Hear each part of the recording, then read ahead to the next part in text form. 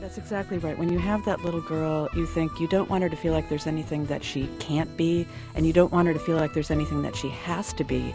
And we were going along like that, and then she went to preschool. And within about a week, she came home having memorized, as if by osmosis, all the names and gown colors of the Disney princesses. Peggy Orenstein, author of Cinderella Ate My Daughter, is critical of Disney princesses and the lessons they teach young girls.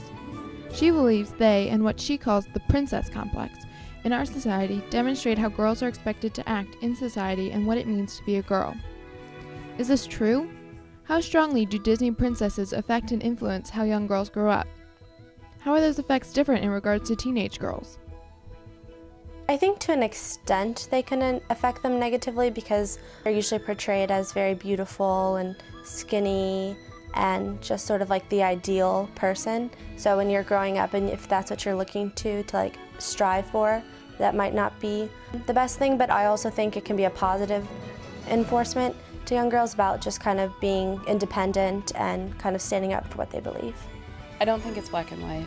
I think that for a lot of girls, it's an opportunity to experiment with and explore what it means to be female, and then it's limited and very restrictive. So, I mean, I think on balance it's probably negative, but I think I always hesitate to say, I feel like when we say these representations are negative, we're sort of saying, and that means we should delete them or remove them or, you know, organize against them or something. And I think that when you get into the phase of, okay, if they're negative, we need to change them, then I think recognizing the complexity of what people do get from that is that they get, I think in some ways, a really safe space to explore gender expression and to understand gender expression as being distinct from their gender identity. In a lot of ways, they were happy memories. We enjoyed them. We laughed. We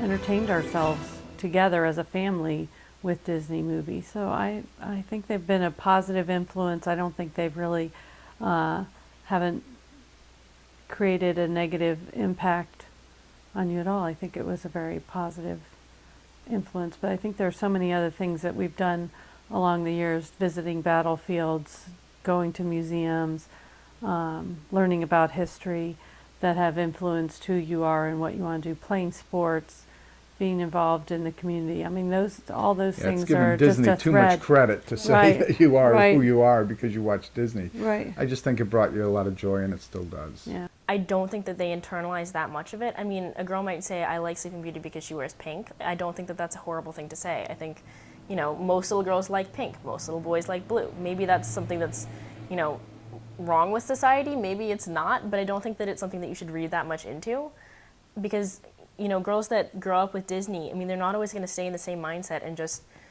assume that because they watch these movies, they have to be the princesses who get saved. I mean, you know, my generation grew up with all those movies, and I don't know that many girls who would say, oh, I should just wait until a guy can help me out. I don't think that it's that big of a contributing factor to the way that girls grow up. Take Hannah, for instance. Once I watched The Princess and the Frog, but in a movie theater, but I thought the movie was too boring, so I ran around the aisles, and then my dad had to take me outside to a playground. For better or worse, Disney has changed over the generations, with both new princesses and more hardcore marketing schemes. There are a couple of things that are really, really different. I mean, from when I was growing up, seeing movies in the 70s, the only time you saw movies was when you went to the theater. And so the phenomenon of being able to watch a movie over and over and over again and memorize it, that's your generation is the first that's been able to do that. And I think that changes your relationship to the film. Mm-hmm. Then also, you know, when you're talking about Maeve, the commercialization of it, the fact that, you know, you can go out and buy every Disney princess outfit if you want, that's actually very, very different too. I mean, if we wanted to be, you know, I was a fairy for Halloween when I was 5. So my mother had to make that costume. And when I was Robin Hood one year, and again, my mother made that costume, and my dad made me this amazing hat. And now you just go out and buy it. Yeah, now you can go out and buy it. So there's a sort of secondary level of commercialization, of using the Disney princess phenomenon, you know, to enrich the Disney empire, and that I really do have reservations about. So Andy Mooney, who had been working at Nike, came to Disney, to the consumer products department, and they were kind of in a wreck right then, and they were not doing very well. And he went out to get to know the brand. So he went to an ice show in Phoenix, and he saw all these little girls dressed as the female characters, and horror of horrors, they had made their own costumes. Oh so my they God. were not wearing licensed products. This pink light bulb went off in his head, and he realized that he could gather all these characters and license the heck out of them. And the very first year, it was a $300 million business. It brought in $300 million of revenue. And by 2009, it was $4 billion a year. I would say superficial representations of women of color in Disney films, in the films that are like a little closer to, like, we're about 15 years apart, so we're almost a generation. And that are a little bit closer to your generation are films that I think people would say, like, oh, Pocahontas, The Many Colors of the Wind, or, you know, or The Princess and the Frog, or something like that, which is actually even a little after you all were kids. But, you know, I think some of that stuff to me reflects, like, some of the discourse around, like, post-racial stuff, and women, you know, even Mulan, like, women being equal, and, you know, this sort of popularized versions of some of the civil rights struggles of the previous couple generations. I grew up, you have to remember, with Cinderella and Snow White and Sleeping Beauty. And when I was a kid, Sleeping Beauty was my favorite of those movies, but I totally identified with the prince. I had no interest at all in beauty. I mean, why would you? But Prince Philip, see, I even remember his name. That scene where he fights the dragon, I thought that was excellent. And I spent a lot of my childhood pretending to be a prince in one of those stories, so I think it's really interesting. I mean, that's the thing about Mulan, is that, you know, she gets to both be the prince and get the prince, basically. Even with all of these changes, people continue to cherish their Disney childhood memories. Mulan, for me. It's my dad and I watch it together, or we used to watch it together all the time. And I don't know, I really like the horse in it, so that was probably why I liked it to begin with. But then I remember, like, watching it as I got older and sort of understanding the jokes that Mushu makes. And I never really got them when I was really little. We didn't have videos and DVDs and VHS tapes to watch these things over and over again. And I remember the Sunday night shows. I do remember seeing Mary Poppins was Disney, wasn't she? That was big. Supercalifragilisticexpialidocious, running around saying that. So yeah, it was fun. I grew up in the generation of, like, when I was a teenager, Aladdin came out and Beauty and the Beast, and I loved the Aladdin soundtrack. And actually my first date was this older boy who took me in his red sports car to go see Aladdin.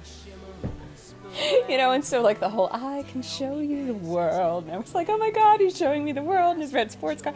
Like, I was so into it. No matter how magical Disney may seem, there are still ever-present drawbacks. Drawbacks not just confined to the Disney franchise. This is one of the few spaces where young girls also can express a really exaggerated femininity, and have it be celebrated and honored in a way that's really expressive and really amazing. And so for me, that's kind of interesting too. Like, why are we so quick to slam Disney princesses or princess behavior? You know, like, there's something about the exaggerated femininity of that is problematic for us as a culture. I think self-image-wise, there may be an issue for some girls who may be more insecure and have less self-esteem. It could add to that negative spiral that some girls get into of what their body image is and their self-image, so that potentially could be negative. But all you have to do is look at general media and look at a magazine for that same impact to be there. When we're talking about the media, really we're just talking about representations and refractions of social injustice.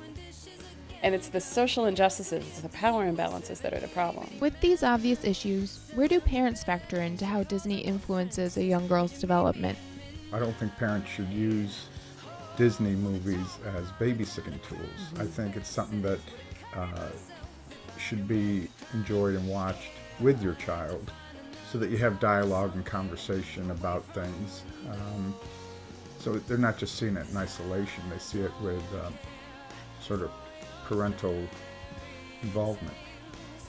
The way that a lot of parenting works, I think it's just negotiating sufficiently that you can try to plant seeds and shape your kids to the extent that you can. I don't think you can control or police what your kids think about things. I think you can guide and shape them. Parents have a really powerful role to play in helping their kids understand the difference between I'm playing with this, I'm exploring it, and this is who I am, and this is the only thing that I can be. And I think that's where parents have a part to play, is in kind of the restrictions that they place.